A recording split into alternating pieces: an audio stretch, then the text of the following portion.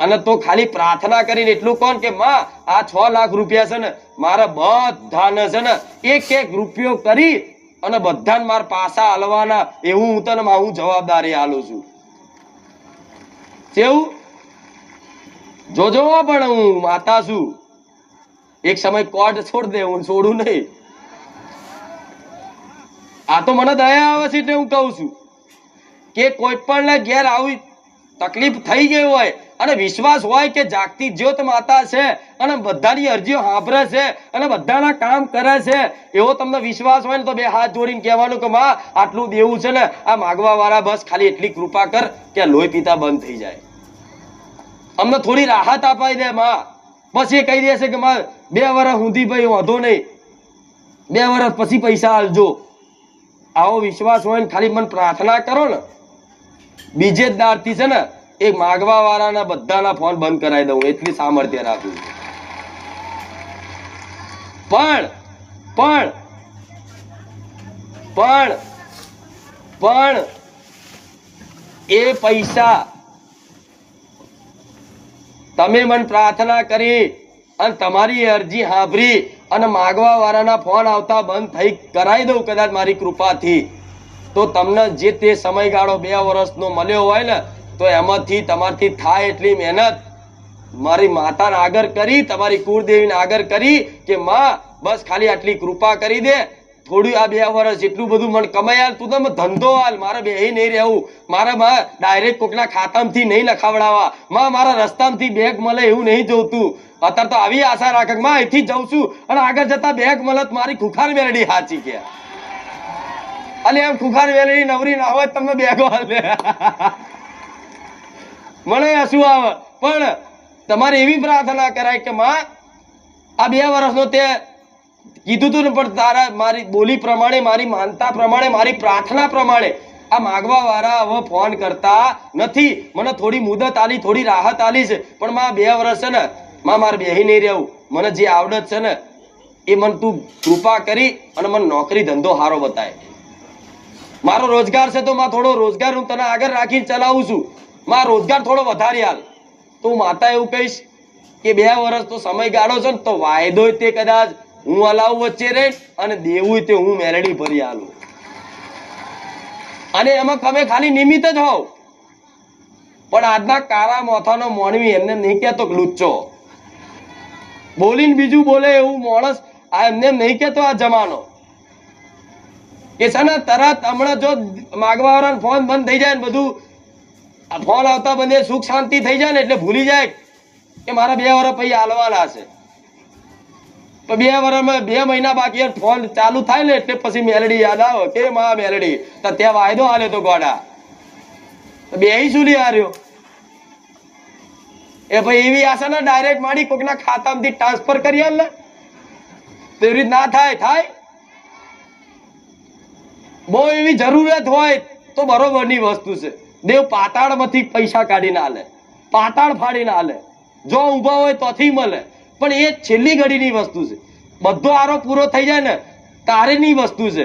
પણ તમારી અંદર આવડત હોય, યોગ્યતા હોય અને તમારું શરીર તંદુરસ્ત હોય અને તમારો જે તે નોકરી ધંધો રોજગાર હોય એમ જ તમે તમારી કુળદેવીને મને માતાને આગળ કરી અને પ્રાર્થના કરીને કહો કે માં બસ આ ધંધો રોજગાર હેડા, આ જે 6 લાખ દેવું છે ને એ ધીરે ધીરે માં હું આલતો રહું, મારા 2 વર્ષ નહીં થવા દેવા.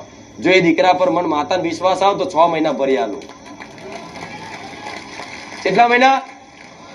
હવે આમાં જંતર મંતર નથી આવતું, મારી ધંધો બાંધી દીધો છે. અને તું બંધાઈ ગયો, ધંધો નહીં બંધાયો. તું મોહ માયા લાલચમાં બંધાઈ ગયો છે ગોડા. ધંધો તારો એમને એમ છે એ નહીં બાંધ્યો, મારી માતા કોકે બાંધી દીધી. તું બંધાઈ ગયો છું, માતા નહીં બંધાઈ. તું લાલચમાં લોભમાં બંધાઈ ગયો છું. તારે રાતોરાત કરોડપતિ થઈ જવું હતું, થાય કે નહીં આવું બધું? હવે તમે જો એક રહસ્યની વાત કરું તો નવાઈ લાગશે, પણ કોઈ નાનપણથી જ પૈસા વાળાને ઘેર જન્મ લેતો હોય છે અમુક જણા, કે નાનપણથી જ રૂપિયામાં રમે એમ તે કે અમને તો કોઈ દુઃખ નહીં, પણ એ છે ને એનું પ્રારબ્ધ લઈને આવ્યો છે.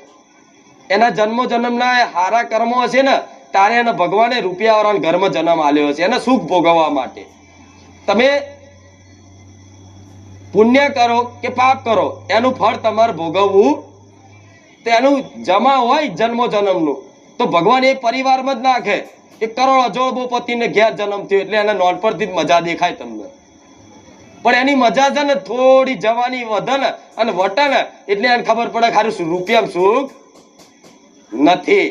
પણ જો તમને ભલે તમારા ઘેર ગરીબાઈ હોય, તમને ગરીબના ઘેર જન્મ લીધો હોય કે મધ્યમના ઘેર જન્મ લીધો હોય તો તમે નસીબ વાળા છો. રૂપિયા વાળા જેવી હાલત નહીં થાય આવું મેરડી કહું.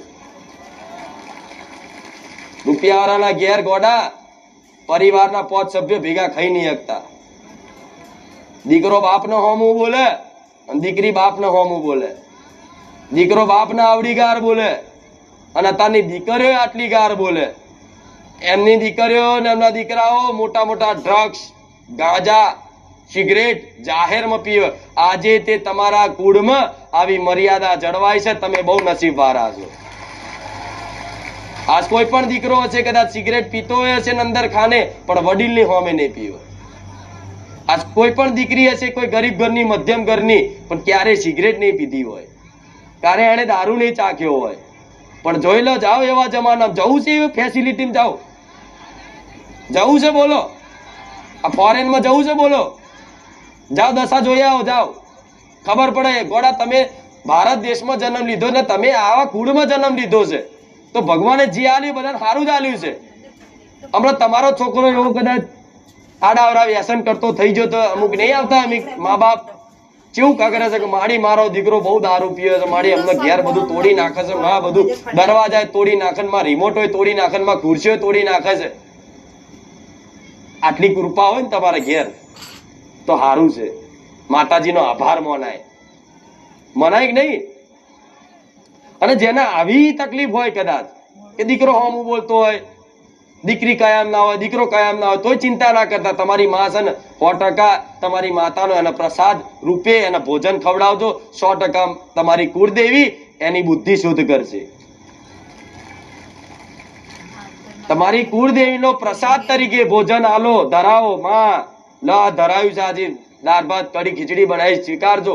એ ધરાઈ અને પછી એ જ દીકરા દીકરીઓને પ્રસાદ રૂપે ખવડાવશો કે લો પીરસી આલશો ને. અને ખાશે ને તો 1-2 દાડા, 4 દાડા, અઠવાડિયું, 10 દાડા કે મહિનો, 2 મહિના એના ચરિત્રમાં, એના વિચારોમાં જો બદલાવ ના થાય તો મને મેરડીને કહેજો. પણ આ બધું તમારે કરવું પડે, પછી માથે પૂરેપૂરા પડાય. આ તો માથે પણ માડી હું તારો છું, એટલે મારો શું બરોબર છે, પણ કઈક તો કર. તારા કશું ખોટા કામ છોડવા નહીં, સારું કશું કરવું નહીં, બસ તારો છું તો મારો છે શું કર. આ શું ખોટું?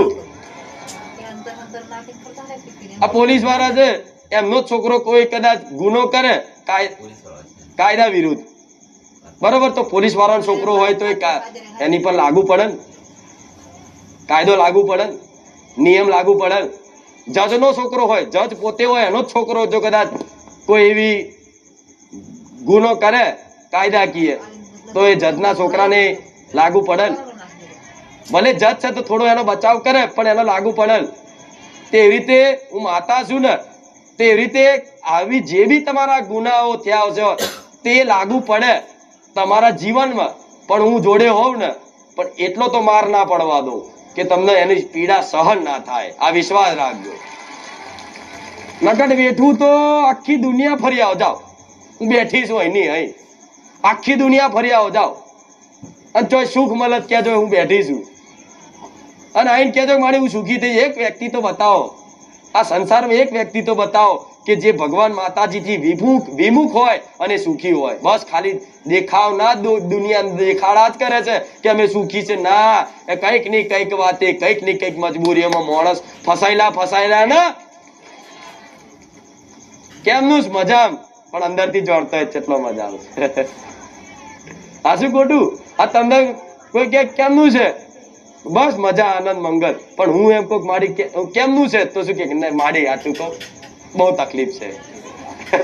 ચમ તમે મને પોતાની માનો છો એટલે મને તમે કહી શકો. અને દુનિયાને તો તમે ખાલી કેવું પડે ને, મહેમાન આવે કે ચમનું જ મહેમાન, બસ મજા છે. આનંદ મંગલ, ભલે દુઃખ હોય પણ તમે ક્યાં કહી શકો આ વાત કે જ્યાં તમારું પોતાનું હોય? કેમનું ભાઈ મજા? ના હારું દુઃખી છું અત્યારે યાર, જવા દે, તકલીફ છે. જે પોતાનું પણ રાખતા હશો ને ત્યાં તમે આ ખોલીને વાત કરશો. તમારો મિત્ર હશે ખાસ, તમારી બહેનપણી હશે ખાસ, એને તમે કહી શકશો કે હું ખરેખરમાં દુઃખી છું. એવી રીતે તમે મને માતાને કહી શકો છો, પ્રાર્થના કરી શકો છો કે માં અમે દુઃખી છીએ, ભલે પણ હું તમારી પોતાની છું ને, તો હું તમારો વાત નકારીશ નહીં. દરેકની અરજી, દરેકની પ્રાર્થના હું રોજ સાંભળું છું, સાંભળતી રહીશ ને.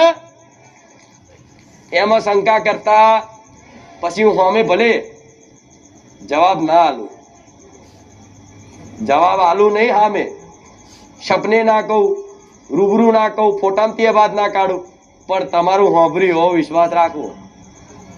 હો સમય આવશે એટલે બધા જવાબ આવશે, એક જ જવાબમાં સમજી જશો કે મારી સાચી વાત છે. હવે કે બોલ, હવે શું જોઈએ છે? ના બા બસ બધું આવી ગયું. આ કૃપા છે દેવની. તમારે બધું જ જોઈએ છે ને? મૂળ બધું જ જોઈએ છે. બધા માણસને આખી દુનિયાનું બધું જ સુખ પ્રાપ્ત કરવું છે અને સુખી થઈ જવું, બસ.